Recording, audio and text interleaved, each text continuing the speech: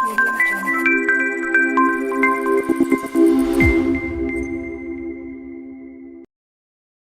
Laptop లోపల battery charging ఎంత percent ఉందో చూసుకోవడానికి జస్ట్ ఇక్కడ బ్యాటరీ మీద క్లిక్ చేయాలి.